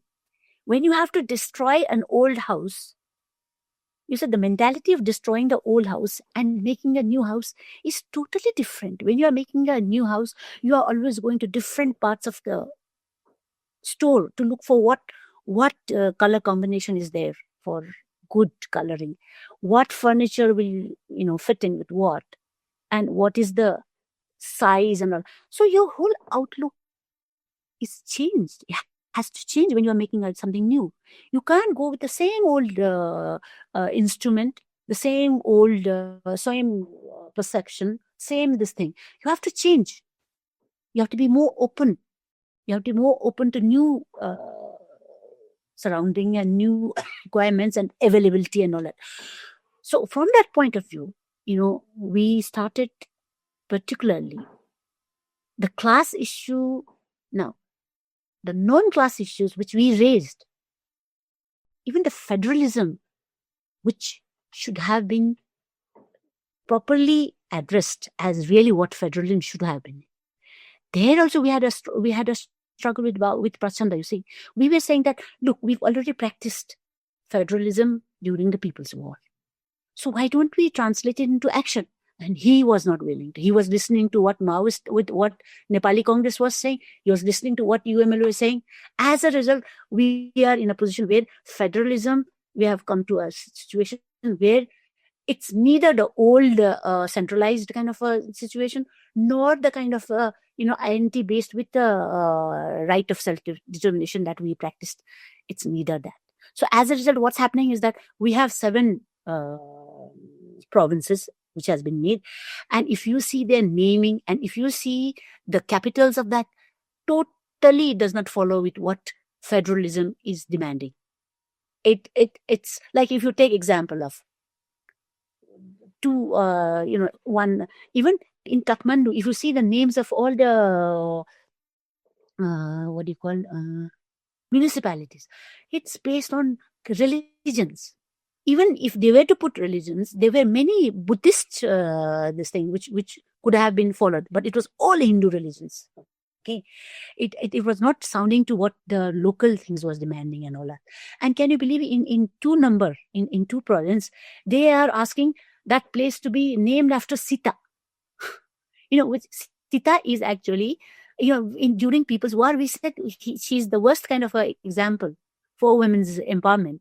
And they are saying that 2-number Pradesh should be kind of named by Januka or Sita and all that. So, I mean, where have they gone, I just cannot understand how that 10 years, experience has been kind of lost within 2 years of, present government. Excellent. Adnan? This has been so interesting. I just realized how much I don't know that I need to learn more about to really understand this fascinating case. But just you started answering this. I just wanted to pick up on the last point that you just made, that it seems that Hindu religion is still clearly the dominant one, even in official circles. And that the diversity of different religious orientations is not necessarily being captured in the structure of the federal kind of compromise that you're talking about. It also reminds me that you were just in your previous points talking about the influence of India and a lot of pressure being put on undermining the secular character of the Nepalese state. So I'm interested, maybe you could tell us a little bit more about what that appendix says and what are the implications of this kind of policy, and what does secularism mean in the Nepalese context for you and for the political culture that you're advocating for? So you should understand that when we were making the constitution, okay, there was a lot of pressure from India, because by then BJP had already come in power. So some of the parliamentarians and some of their leaders would come and then try to explain. Even they came to Baburam Bhattrai that you should go for freedom of revolution of religion, not secularism. So there was a lot of pressure, and in fact now if you see, even the one big huge chunk of Nepali Congress are already saying that there's what's the harm in making Nepal a Hindu country and such. And also you will see that the present president Vidya Bhandari, who's actually one of the main leader of Communist Party of Nepal, she openly kind of sides with the Hindu religion, and she goes to all these Hindu religious places as the chief guest, you see. And there's a lot of question on in that, why are you only going there? I mean, being a secular country, why don't you go to others also if you are that at all? So that question is there. So even your name is Communist Party, but then they are Hindu. I mean, and you take example about that saying that just recently they said actually Ram was born. Ayodhya is actually in Nepal, not in India. So that question, it also shows where he's trying to divert when amidst this pandemic and amidst all that, he's trying to divert the whole thing into another point and all that. So this, if you see that, it's really unfortunate. Well, excellent. I think that I speak for the guys when I say that we really enjoyed the conversation with you, and we want to thank you for coming on. So our guest again was Hisila Yami, former president of the All Nepal Women's Association, 3 times minister in Nepal, former member of the Constituent Assembly, and a current member of the People's Socialist Party of Nepal. Hisila, thanks for coming on. How can the listeners find you on social media or your website if they want to follow up and find more of your work? I have my Twitter. I have my Twitter. I'm quite active in Twitter, although I also post some of my things in Facebook. But I'm more active in Twitter. I have my own Gmail address also where they can come to. And how can our listeners find you on Twitter? Oh, it's actually Hisila. If you there's actually, I haven't changed the the symbol of our party, because now the symbol of our party, the Socialist Party, when we had hand as our election symbol. Now we have umbrella, but I haven't changed that. Actually there are 2-3 names in Hisila Yami. The people have also made a fraud kind of this thing. So Hisila Yami with hand right now. That's my Twitter. Okay, great. So I'll link to your Twitter page in the show notes for the listeners to find. I want to wish you and your husband, again, former Prime Minister Baburam Bhattarai, good health in your continued recovery from having COVID. And so, yeah, guys, let's say thanks to Hisila Yami for coming on the show. Thanks so much. We really enjoyed meeting you, and we wish you all the best. And we wish Nepal and the people struggle all the best. Absolutely. It was an honor and a pleasure to speak with you. Solidarity. Thank you so much. Thank you. I mean, for me, I mean, it's lovely to see how the whole world has shrunk to this flat world as such. So I'm really impressed by the digital world and digital revolution. And I think that has really, let me tell you one thing. You are from America right now, okay? Now, America is in a crisis, aren't you? I mean, you have this two system. It's not working. You really have to think beyond that. You know, being a typical communist is also not working. It's not sustainable. And of course, liberal democracy is not taking you anywhere. So I think an alternative way of thinking, and that is actually alternative. When I say alternative, I think if Marx was born today, he would be saying the same old things. I think he would develop Marxism to a much higher level, whereby inclusive development, inclusive politics will have to come into position, whereby the world is now become one with all these digital revolution. So I think an alternative way of looking at the politics also needs to be kind of looked through. So I would request you also to go beyond what has been given by the traditional left or traditional Communist Party has given. Thank you so much. Thank you. That sounds like the beginning of a great conversation. A lot to think about there. Thank you, Hisila. Yes, and listeners, we'll be right back with a brief wrap-up.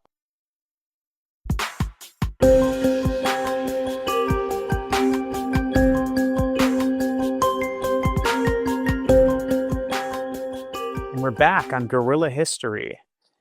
We just finished our conversation with Hisila Yami.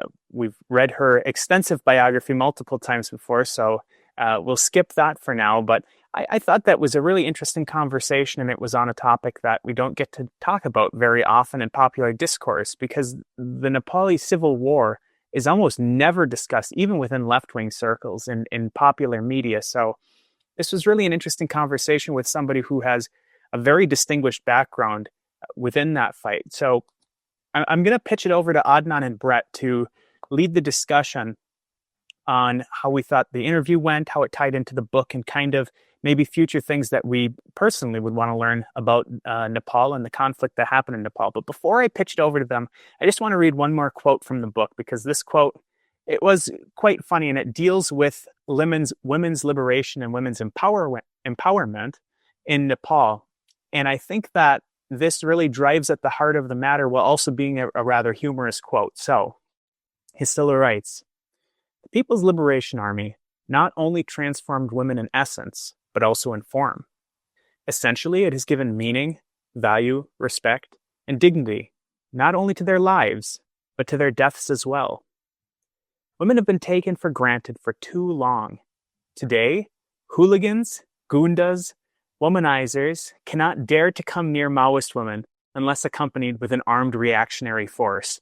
And I think that really gets to the heart of the matter, that, of course, this was a class struggle first and foremost, but the women's liberation role of the Civil War in Nepal was absolutely integral to both the ideological push of the force itself, but also one of the reasons that made it so successful, to the point where the Maoists are still in control in Nepal. So now, Brett, Adnan, I'll pitch it over to you guys, and let's just have a discussion about what we thought about the interview and about the book, and perhaps future things to look into on this front. Sure, I'll start really quickly, which is by bouncing off that quote you read, which is just the utter importance of women in these successful revolutions. You know, Mao said women hold up half the sky, and he wasn't just saying it because it sounded nice or because it was a pretty thought to have, but because it was strategically utterly necessary in order for the people's movement to succeed. And we've seen women play crucial roles in every major revolution throughout history. The ones that jump to mind right now are like in Ireland and in Algeria. These national liberation struggles are absolutely dependent on the participation of women. And here we have yet another example of that playing a crucial role. The Sandinistas, right? That's another one that jumps to mind. So this is a long history. And again, it's not something where it's just like this empty rhetoric paying homage to feminism, but it really is this materialist understanding of the role women play in society and the necessary role they must play in any revolutionary movement if it is to be successful. And that point was really driven home throughout this entire book and interview.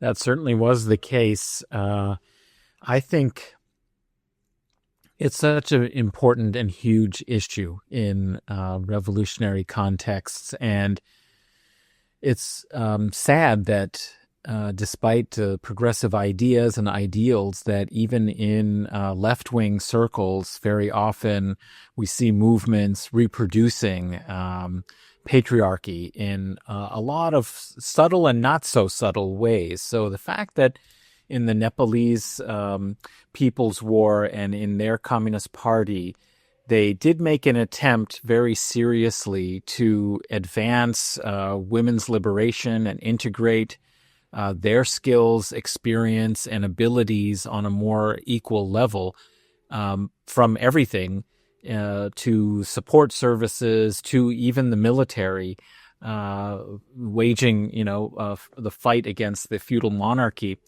It's very inspiring, and it's very important to appreciate and understand it. And I think we got a sense also how some aspects of that work were really unfinished.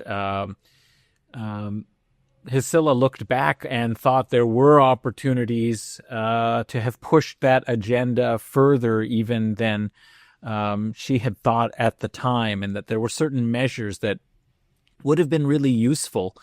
And I think also the experience after the end of the war bears out that there was a lot of unfinished work, because it seems that there has been regression, reassertion of patriarchy in various ways. And that's concerning. This idea that they had of continuous revolution is clearly something that's important, because it's very easy for the reassertion of some of these reactionary habits of culture and mind when given an opening to return and undermine the progress that people have made over the course of costly struggle. So that was a sobering kind of dimension of what she mentioned.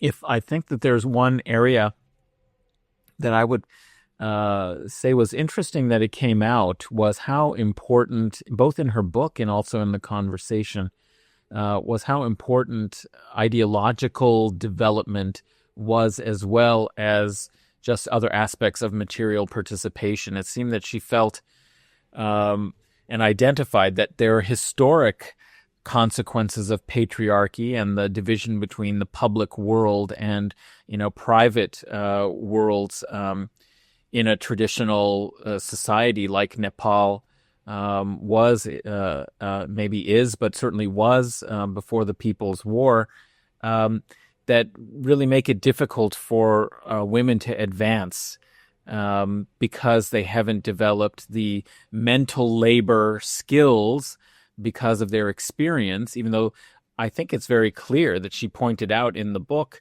that there are so many resources that women's experience brings that makes them absolutely powerful, in the struggle, more patient, and, they may join later, but when they join, they're so incredibly committed, and they're resistant to reactionary, forces of counter-revolution, and so they bring so much. But in terms of their path within the party and making advances to really live out the equity that is an ideal, she felt that ideological training was really important. And so I think that's something what guerrilla history is good for, in a way, is taking episodes from history and that experience and then reflecting on it and seeing, well, what are the ways in which we can enhance struggle. And also this podcast really tries to develop our understanding of history and both the ideas and the practices together. So hopefully efforts like this are useful in encouraging everyone to advance on an ideological level in their commitment to struggle. I agree entirely. I just want to posit a question to both of you, because as you mentioned, Adnan, one of the things that we want to do with this podcast is to take lessons from history and use them to formulate methods for the future.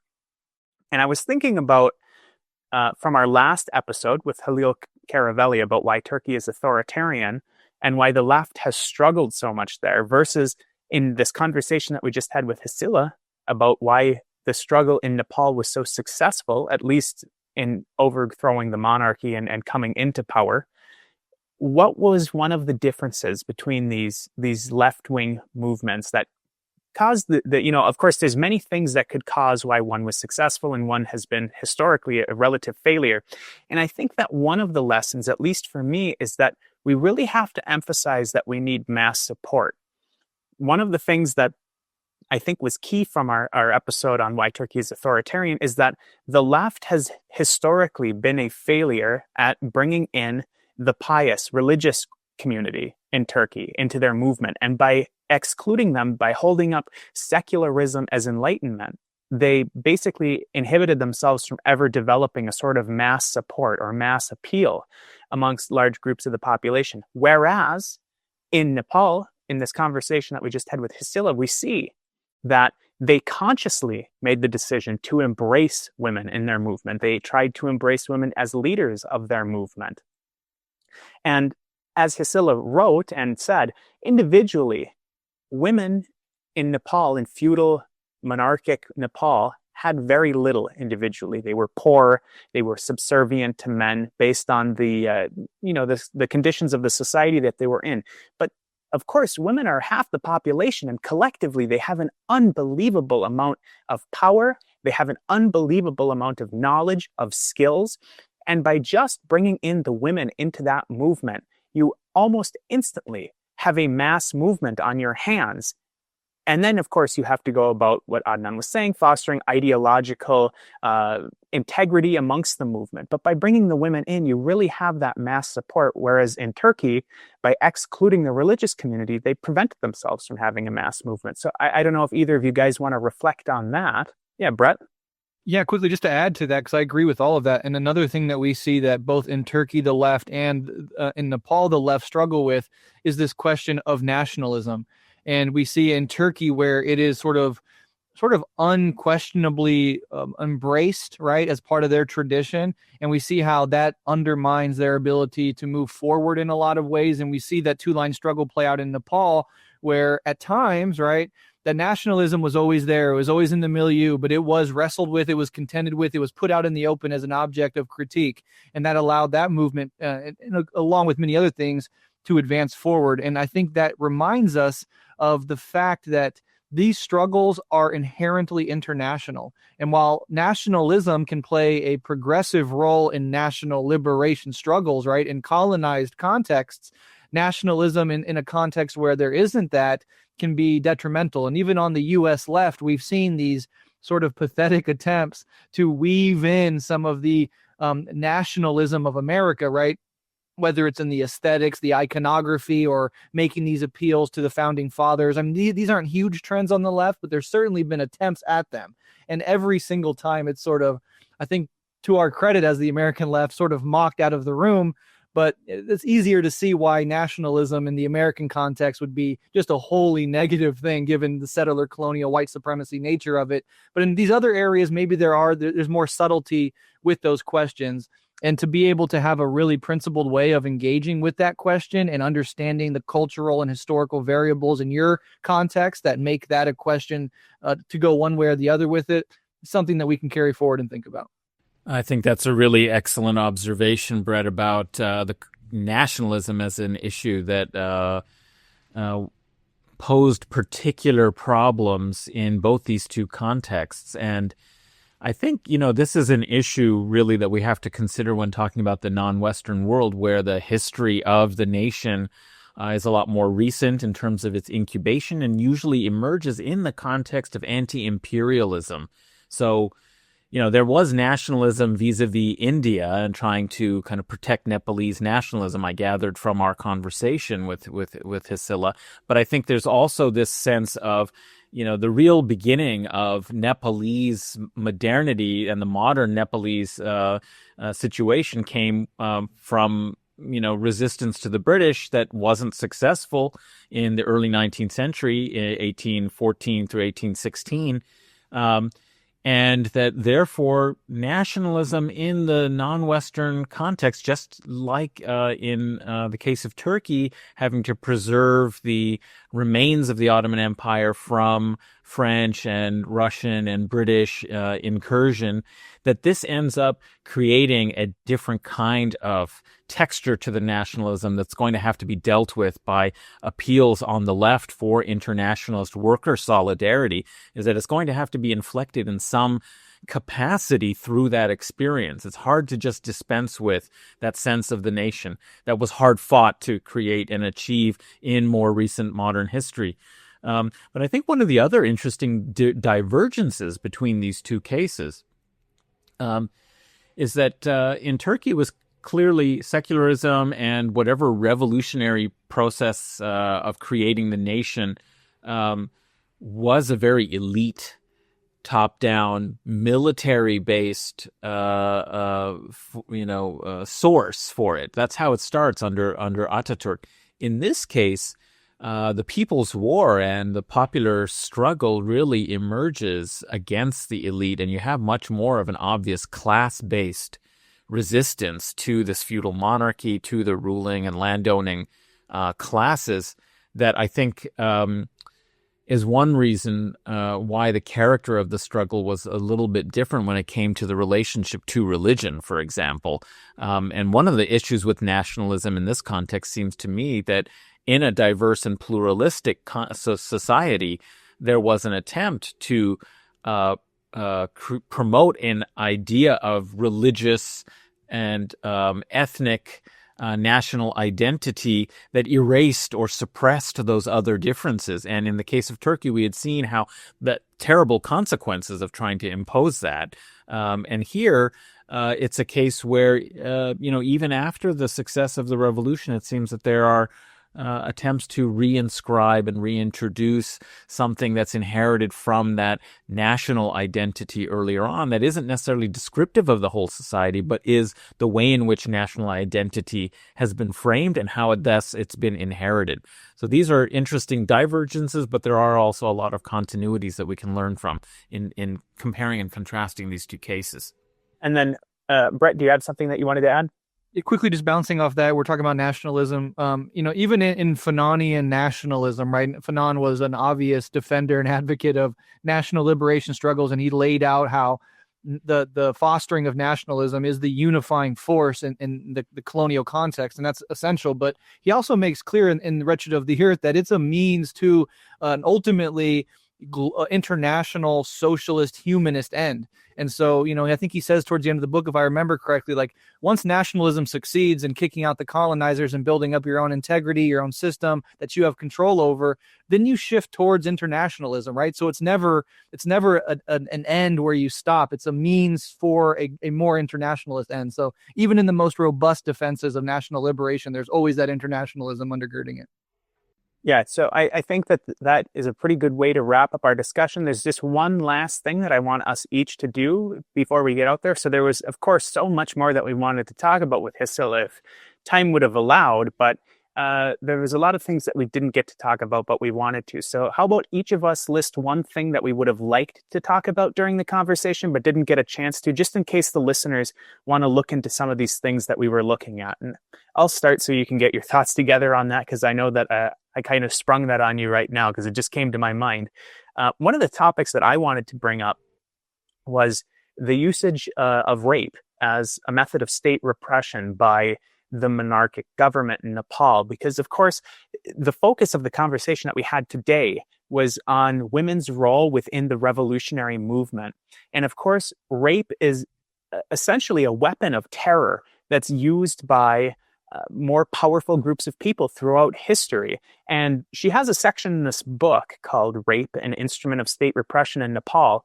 And for those of you on our Patreon, I think that I'll do a reading of this section on our Patreon after this episode drops, just in case anybody wants to hear this section of the book. But I think that understanding how rape was used in the context of Nepal might bring to light some of the more hidden aspects of revolutionary struggle in places such as Nepal, but of course in many other places as well. So do either of you have anything that you would have liked to bring up, Adnan? Well, I just, I don't really have too many topics that I would have, there's so much we could have talked with her. And I have to say, I think she is such an impressive and interesting person that I have a lot of admiration for and respect.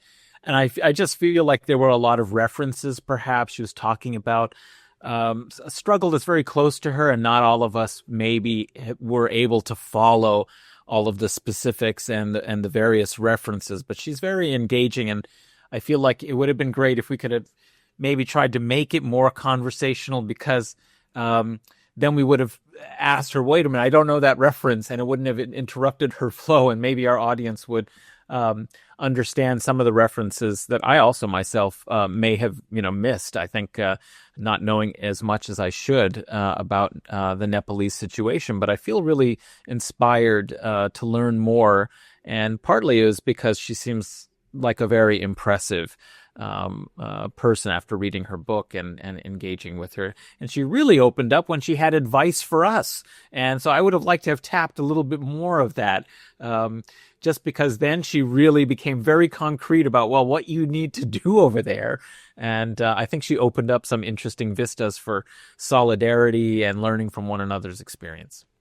Yeah, I totally agree with that. And at the end, her point really was, you in the belly of the beast, you in America, you have to really commit to this open-ended experimental approach. Nothing will you can't just copy and paste some other people's struggles and tactics and make it work in the belly of the beast. And so that's just something we all have to remember. And that hedges against dogmatism, which is important.